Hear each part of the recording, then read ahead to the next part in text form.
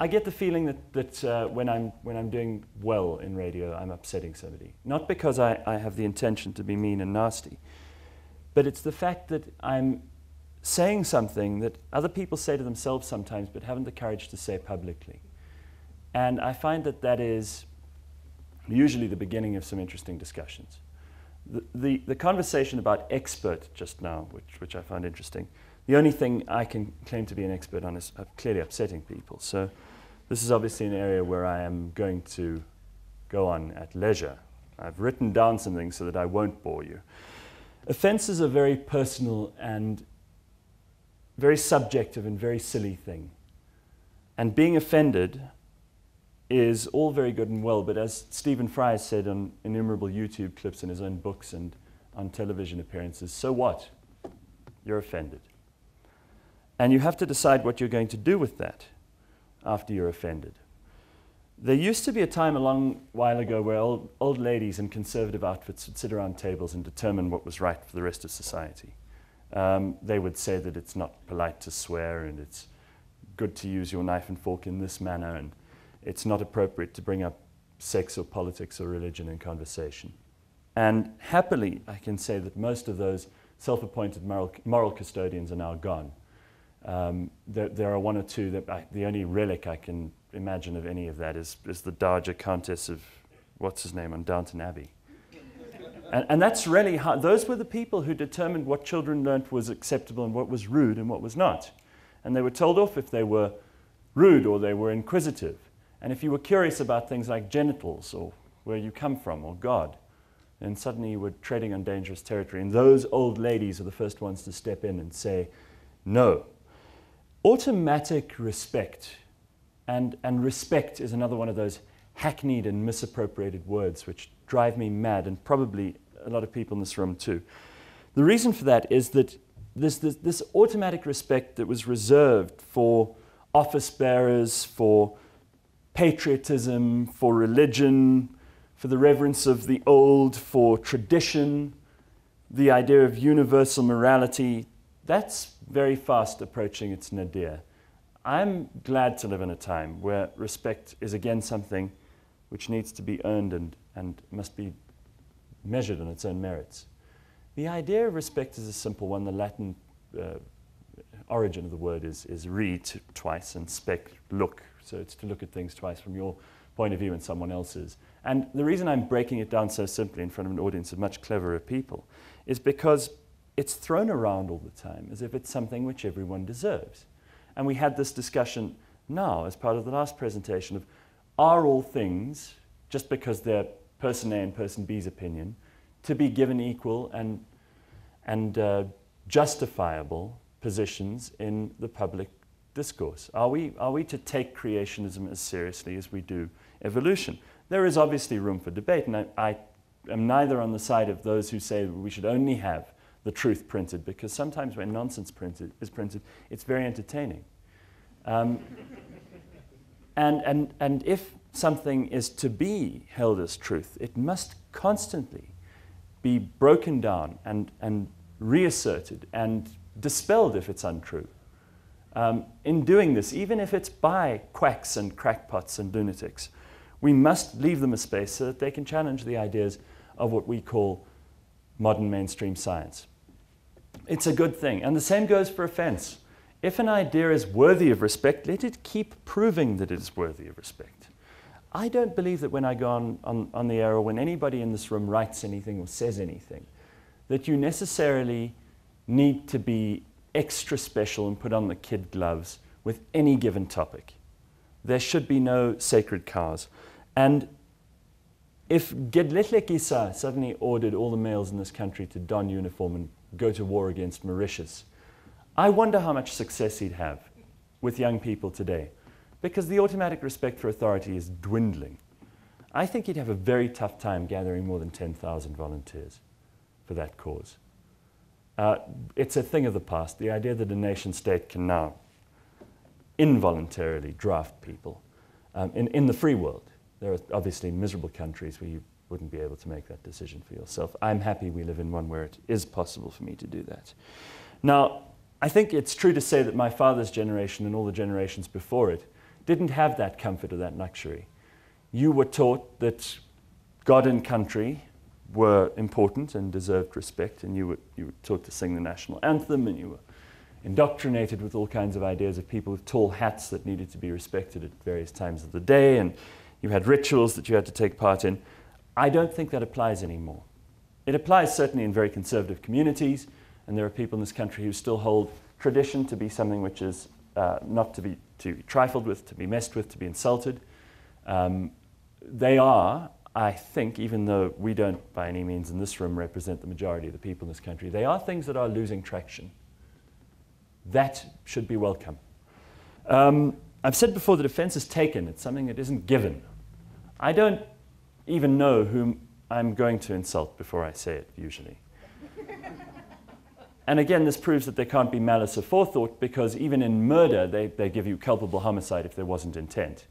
So when you're going to be rude to somebody, or you're about to insult something and offend their principles or their religious mores, you need to know who they are. I actually have to have an idea of whether you're a Muslim or not before I tell you how stupid I think it is that you, for example, force your wife to wear a burqa. I'll get to it if I find out that you're a Muslim later on, but you must give me the credit, at least, of not knowing who you are before I insult you, especially on radio, because I can't see you. There's no giveaway there, and I'm certainly not going to skirt around things so that I don't upset somebody. It may cause me to lose out on a very good punchline. I may miss out on some very entertaining traffic humor that morning as a result of having to be careful of your feelings. Because offence is taken and not given, you decide to be offended or you decide not to care. And if you decide not to care, then there's no argument.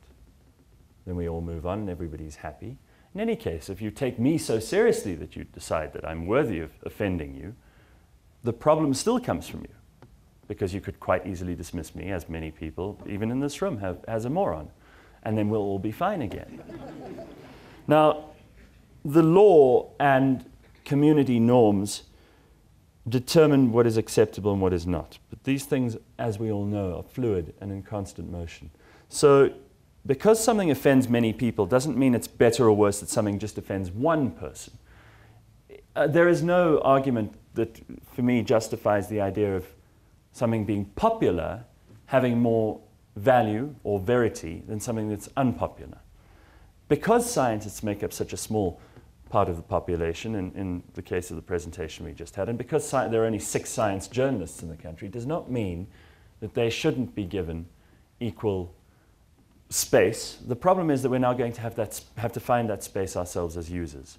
And so to solve the one or two of the questions earlier, we're having to turn to the internet. It's a good thing, because everything you write now is accessible to us. And everything that the best people in that business do is now accessible to us. We don't even need an editor anymore to tell us what they think we might be interested in.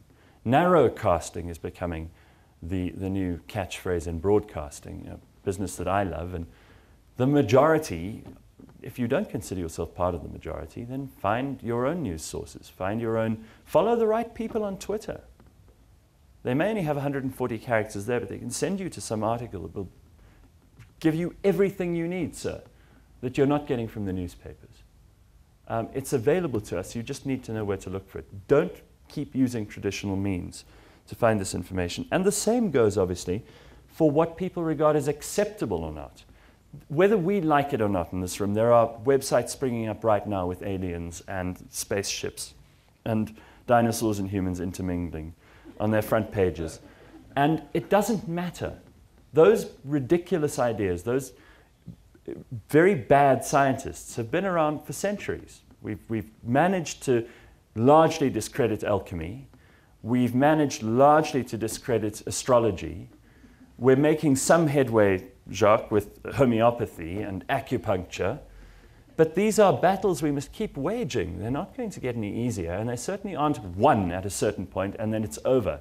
Even the theories that we regard as being, to us, true, objectively true. They've stood their ground for sometimes, in the case of gravity, 300 or 400 years. Even those must constantly be tested. And they are at the at the particle physics level. They're being tested. How much does gravity among the four forces apply at particle physics level?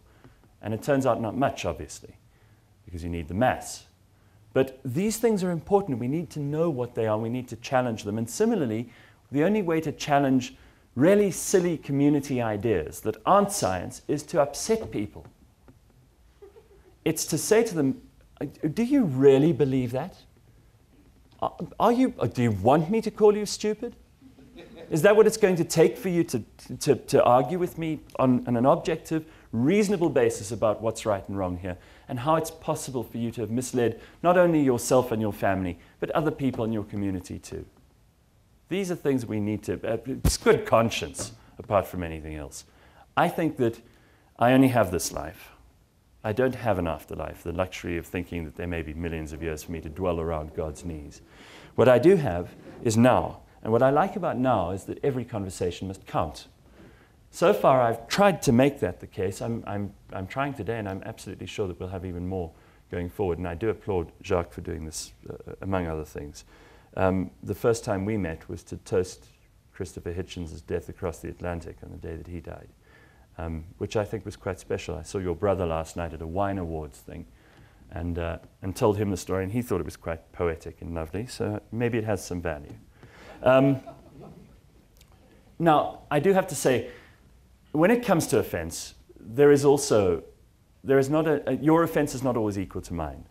I, for example, find it very offensive that people will burn down embassies, fly planes into buildings, set fire to other people's places of worship, destroy icons and pictures that they don't like because they insult some imaginary friend of theirs.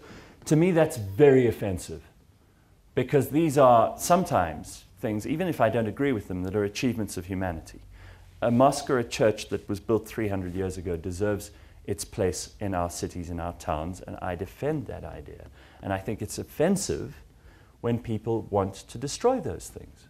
I don't know if you saw, but there was some rumor the other day on the internet about Angola talking about banning Islam. I don't know whether it was a crack, whack, nonsense, bullshit argument or not. But what I do immediately think my reaction is the reaction that I'm still pleased. I've thought it through since then, and I'm pleased was the right one. This is not good. That this is not a good sign, that anyone would want to ban anything anymore. We're not North Korea. We're not Syria. We're not Egypt even, who sentenced all those women to prison. It's the most unbelievable world that we live in at the moment, because we have such a contrast. In some places, they're still in the 1300s, so it doesn't take much to realize why. And don't be smug, Western Europeans. It wasn't so long ago you were burning witches, as they do in places in the Northern Cape when they find out that someone was in a truck accident and it must be a witch. These are things that happen. They're offensive, and we must ridicule them so that we can make sure that everybody knows how silly they are, but they're happening. Now, to finish this idea, because I'd rather do questions and have something to drink. In the 21st century, I think all ideas have got to compete and earn their place in society and in the marketplace of ideas. And they must do that by proving that they have some value. When a child asks why, usually you answer them the first 3 times. When they ask why for the 4th time, you tell them to shut up, or you tell them it's none of your business, and that's where learning stops. It's very, very bad. We have to encourage people to be unafraid to keep on asking why, no matter how uncomfortable it makes the person who's being asked. And this goes, thank you so much, not just a great journalist, but also a terrific supplier of water. We must ask why at every turn, and that's the point of things like today's discussion. And I always wondered what very clever people do on a Sunday afternoon. Now I have some idea. There must be no special treatment, ladies and gentlemen, for any topic, any subject. Nothing should be considered divine. Louis XIV believed he had the divine right of kings. Some people are still infallible according to some doctrines. I say no, nonsense, rubbish. Good luck trying to persuade us. And if we're only the leading edge, if we're hopefully the leading, not the vanguard, but if we're a small number of people, either in this country or in the world, we'd be surprised actually how many agree with us. But if we're a small number, don't let that put you off. I've never been deterred by the idea that I might become unpopular. Nobody else should. Even though in my business it helps to be popular, I think that it's more important that we speak truth to power, that we speak truth to each other, and that we respect good ideas and we decry bad ideas, because they're bad for the species. You know, the idea of evolution, which I do regard as true, and I do regard it seems almost unnecessary to say these things, but in this room, you never know, there's going to be someone who argues with me. The idea is that the best hands over even better to the next generation. That's all I believe. I don't have a system of faith or religion, but I do think that there are two things that have always applied, is try not to hurt people unless it's absolutely necessary, and the time it's absolutely necessary is when what they're saying is nonsense and it's dangerous to society, and then you can hurt their feelings. And otherwise, try to pass on something better than what you learnt to whoever comes next. If that means abandoning tradition sometimes, too bad. It means that we have to find new traditions that are worthy of keeping for at least another few generations.